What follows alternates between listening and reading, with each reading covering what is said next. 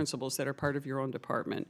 Do you believe that any Department of Energy or other federal employee violating this rule should resign or be removed from office for this position? First of all, let me say that we take ethics. That's a yes or no question. Do you think if someone violates the ethical laws set forth in this, that you said you signed a statement, an ethical statement that you would comply with the laws, do you think that a DOE employee or other federal employee who violates these laws should step down from that position? That's a yes or no? If they violate the ethics laws set forth, I understand what you're trying to do. Imagine a top government official accused of violating ethics rules, owning stock tied to policies they control, and then admitting under oath they gave false testimony. That's exactly what exploded in a heated Senate hearing involving Jennifer Granholm. Lawmakers are now raising one serious question. Was this just a mistake or something much bigger? Thank you, Mr. Chairman Obernolte, and thank you for having this meeting, and thank you, Secretary Granholm, for being here. And I'm going to get into a topic which I know that's not going to be popular, but I think it's really important.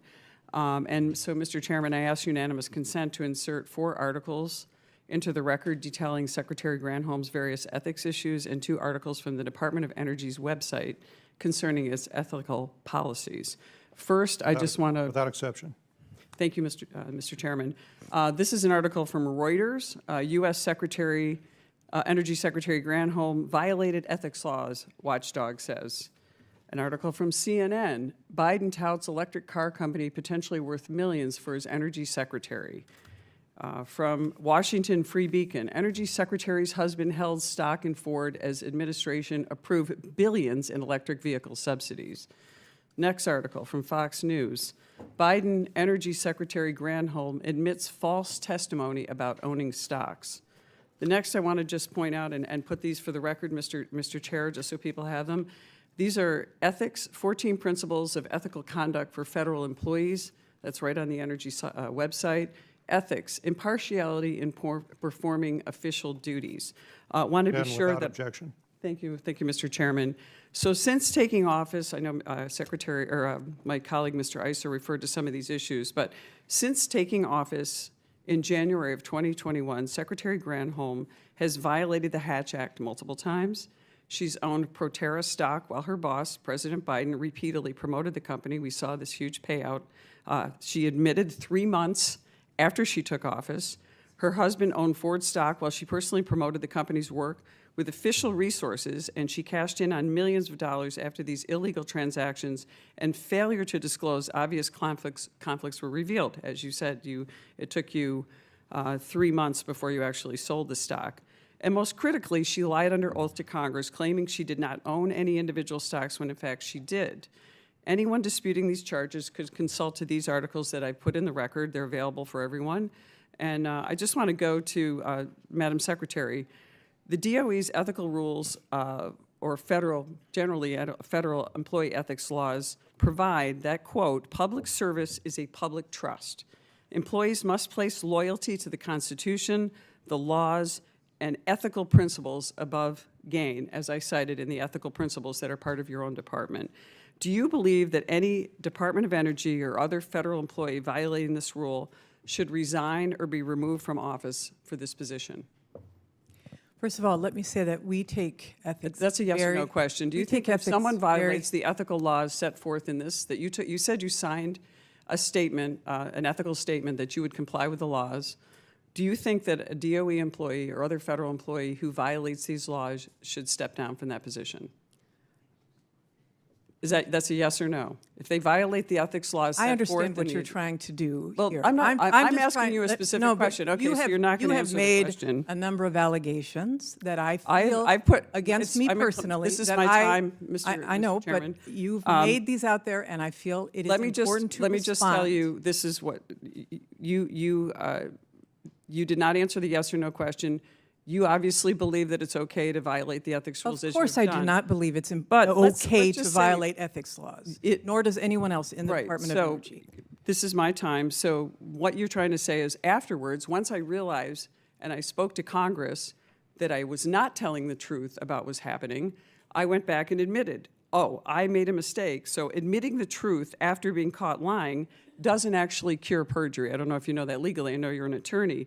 So you've admitted to testifying falsely and then came back and said, I corrected it later, but that doesn't cure the fact that you actually committed perjury. We've actually impeached presidents over committing perjury. And this is actually involved in your official duties. Also, after signing an ethics oath that you said that you signed and admitted to today, and on top of admitting that it was 3 months after you took office that you actually sold the stock on the private market, as Congressman Issa put out. So to me, that's perjury, and that's simple. That's perjury, period. Why should you not resign, or why should we not consider some kind of impeachment inquiry into you for your perjury charges? We've done that with presidents of the United States in the past. Number one, I made a mistake when I testified saying that I had sold all stock. I honestly thought we had. So wait a minute. I was wrong. So I'll reclaim my time. You're a lawyer. You know that perjury, you cannot go back and say I made a mistake. Perjury exists when you give a false statement under oath, which you did. Did you not? No, I did not intentionally. I thought we had divested of all stocks. We had divested of all. Look, this is the colossal conflicting ego thoughts. of this administration that people and the American people are frustrated with. You serve the American people. You don't serve President Biden. You don't serve a special interest. You serve the American people. Of course. We would appreciate you coming forward on this. I am coming forward if you would let me explain. Look, I made a appointees with mistake. lesser conflicts, honestly, would have withdrawn their nomination or they would resign from office. Thank you. I yield back. There's no conflict. A tense moment unfolded in Congress as lawmakers grilled Energy Secretary Jennifer Granholm over a series of ethics concerns that have been building for months. The hearing opened with multiple reports being entered into the record, including coverage from major outlets alleging potential violations of federal ethics rules. At the center of the controversy, stock ownership and disclosure. Lawmakers claimed that Granholm held shares in companies connected to policies her department was actively promoting, including electric vehicle initiatives strongly backed by the administration of Joe Biden. One company frequently mentioned was Proterra, tied to clean energy investments. Another involved her family's connection to Ford, a major player in the EV space. The concern raised wasn't just about ownership, it was about conflict of interest. Federal ethics rules are clear. Public officials must avoid even the appearance of using their position for personal financial gain. During the hearing, Granholm acknowledged that she had previously given incorrect testimony to Congress about her stock holdings. She described it as a mistake, saying she believed all assets had been properly divested. But lawmakers pushed back hard. They argued that giving false statements under oath, even if later corrected, raises serious legal and ethical questions.